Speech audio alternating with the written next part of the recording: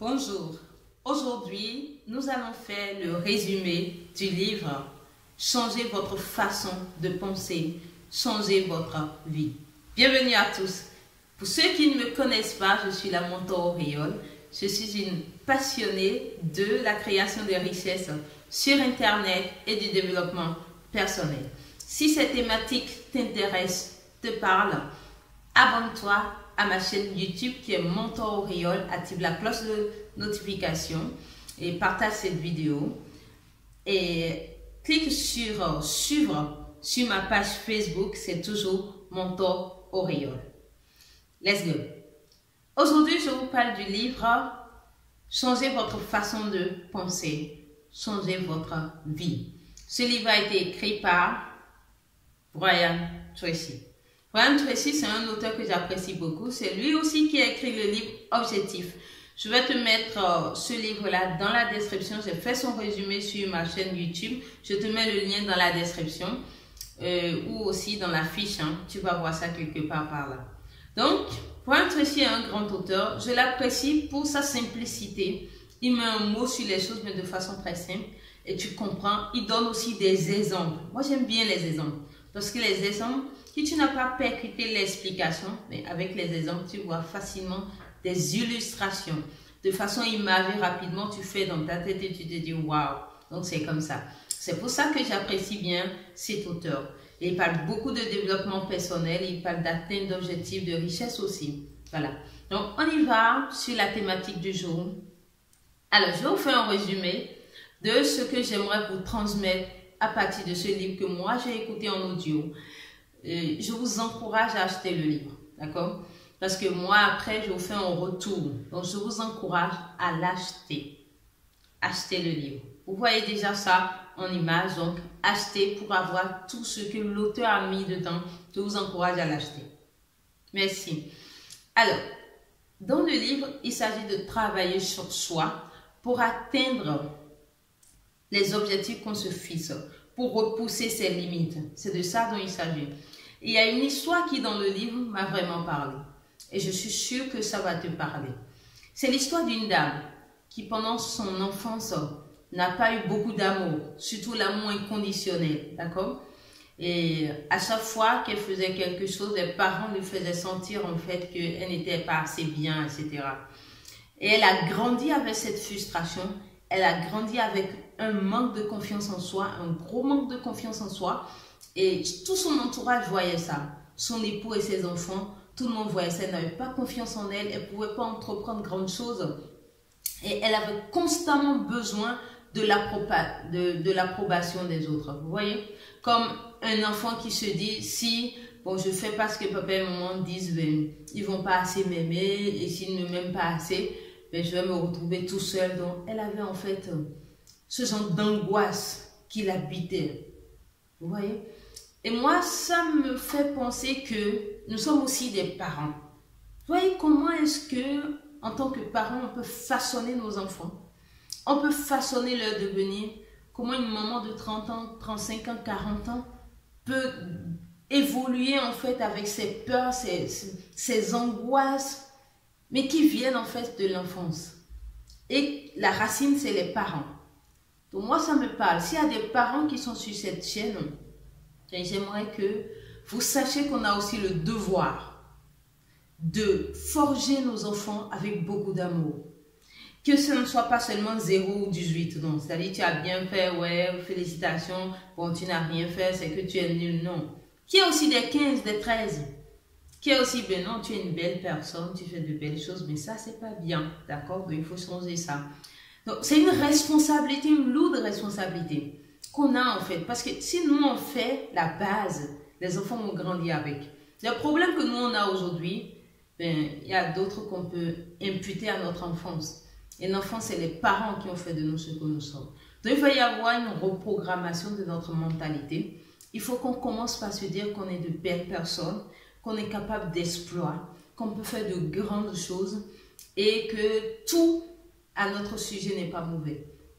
C'est vrai que de temps en temps, on a des côtés sombres, mais par la grâce de Dieu, on y travaille pour s'améliorer.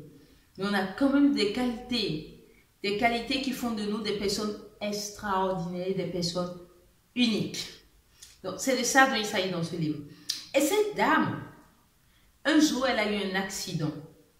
Et ils se sont rendus compte que, bon, elle est sortie en bonne santé, sans problème. Mais il y a un petit souci. Le petit souci, c'est qu'elle a perdu toute sa mémoire. Vous imaginez? Comme s'il y a des informaticiens dans le coin, je pense que vous allez comprendre. C'est comme si le disque dur de son cerveau a été formaté. Donc, il n'y a plus rien dessus, même pas un petit script, même pas un petit dossier, un petit fichier, rien. Alors, le côté positif de ça, c'est que elle a oublié ses peurs, elle a oublié ses angoisses, elle a oublié ce que le monde disait d'elle, elle a oublié ses échecs, elle a oublié combien de fois elle n'était pas forcément appréciée, aimée comme elle aurait aimé. Elle a oublié ces choses. Et quelque chose s'est produit. À l'hôpital, elle a fait l'objet de beaucoup d'attention. Vous imaginez quelqu'un de réel, c'est pas dans un film. We are talking about a person, ok?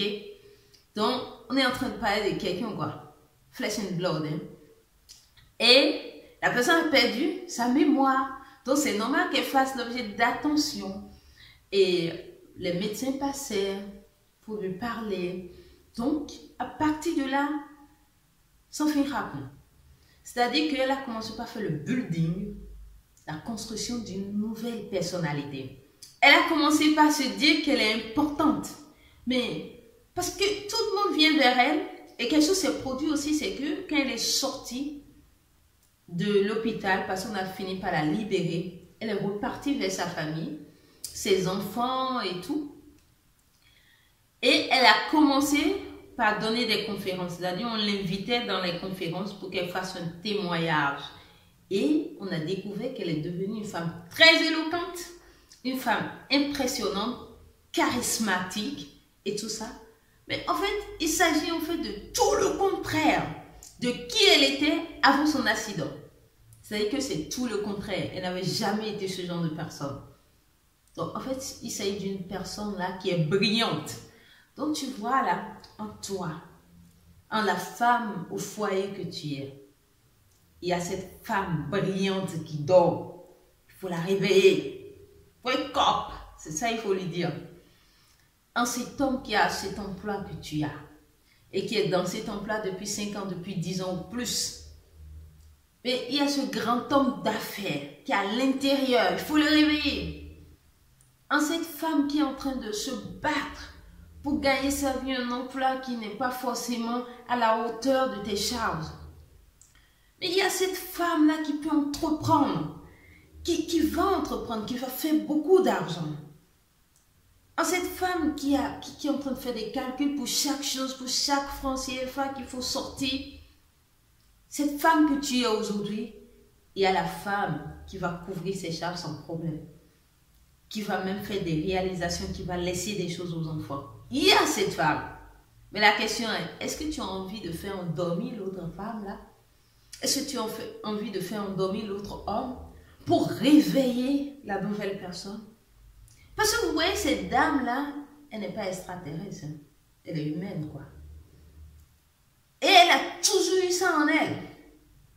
Mais le fait que les amis lui rappellent que bon, tu as tel échec, que les parents lui ont tout le temps dit ceci, quand elle va dans les réunions de famille, on lui dit voilà tes erreurs, et puis on lui met ça à la figure comme ça. Ce fait, en fait, a créé quelque chose en elle. Elle a perdu la confiance qu'elle portait en elle. Et elle a commencé par épouser ses croyances et c'est devenu sa vie. Alors aujourd'hui, j'aimerais que tu aies une colère en fait. Mais une colère qui est une colère saine, une colère pure. C'est-à-dire que tout ce que tu as accepté qui est toxique, qui est nocif à ton sujet, même si à une époque de ta vie c'était réel, en fonction des choix que tu as eu à faire, toutes ces choses-là, rejette-les. Que c'est pas toi. Tu n'as pas envie de demeurer pauvre, n'est-ce pas? Donc tu n'es pas pauvre. Tu n'as pas envie de demeurer malade. Donc tu n'es pas malade. Tu n'as pas envie de demeurer célibataire.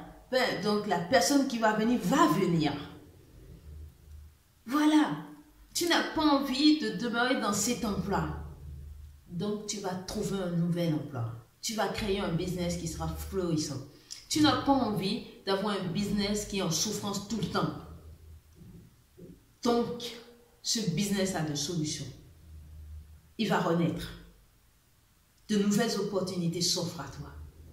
C'est-à-dire qu'il faut marcher tout le temps en se disant ce qu'on a envie de voir et en rejetant systématiquement ce qu'on n'a pas envie de voir. C'est-à-dire que si on marchait tous les jours en sortant de notre système de pensée, les choses qu'on n'a pas envie de vivre, les choses qu'on n'a pas envie de voir, on va vivre une vie qui sera à la hauteur de nos ambitions. C'est de ça dont il s'agit. La dame là, elle a oublié totalement qui elle était. Elle a oublié totalement qu'elle était nulle. Elle a oublié totalement ses échecs. Elle a oublié tout. Donc, elle a refait sa vie comme une personne normale. Elle a refait sa vie. C'est un peu comme si elle était nouveau-née en fait. Le 10 dit elle est vierge. Tout est vierge. Vous voyez? Pur. C'est ça qu'il nous faut. Reformate tout ce qui n'est pas bien. Tout ce qu'on t'avait dit à ton sujet, oublie. Toi, parle à toi-même. Parle-toi à toi-même. Qu'est-ce que tu as envie de faire? Je veux qu'en sortant de cette discussion, de cette conversation que nous sommes en train d'avoir, en sortant de cette causerie, que tu prennes un cahier. Moi, j'en ai toujours un. Et chaque année, 2024, à son cahier. Je bénis l'Éternel. Je suis béni. Donc, prends un cahier et dis ce que toi, tu veux sur toi. Dis des bénédictions sur ta vie et ne t'arrête pas là. Tes actions. Commence par poser des actes. Tu sais, avoir 10 millions, c'est 10 fois 1 million. Donc, si on dit par exemple 10 millions de francs CFA, c'est que tu as 1 million fois 10. Tu peux l'atteindre. Comment tu fais pour avoir 1 million? Si tu as 100 000 francs fois 10, tu as 1 million. Donc, commence par écrire les nouvelles résolutions. Tu ne suis pas ce résumé et tu reçois un DEM. Je ne suis pas d'accord, je te l'interdis. Tu prends un cahier, tu mets tes nouvelles résolutions dedans. Tu ouvres un fichier bloc-notes sur ton téléphone ou sur ton ordinateur, tu mets tes nouvelles résolutions dedans. Parce que l'objectif d'écouter ces livres, de lire ces livres, d'écouter ces résumés, c'est de transformer notre vie. C'est que la personne qui est enfouie en nous, qu'on a envie de devenir, elle sorte, elle voit le jour. Pour qu'on s'épanouisse enfin. C'est de ça dont il s'agit. Il s'agit de la liberté financière. Il s'agit de l'indépendance financière. Il s'agit de la richesse. Il s'agit aussi de la réussite. Du succès dans chaque aspect de nos vies. C'est de ça dont il s'agit. Moi, ce livre m'a parlé comme la plupart des livres dont je te fais le résumé ici. J'essaie que ce livre te parle, qui te bénit, que quelque part, ça crée quelque chose en toi. Quelque chose de positif, quelque chose d'énorme qui fait que tu as envie d'aller de là. Merci d'avoir suivi ce livre. Que l'Éternel te bénisse, qu'il bénisse tes affaires, qu'il bénisse tes bons projets. À très vite pour une nouvelle vidéo. Au revoir.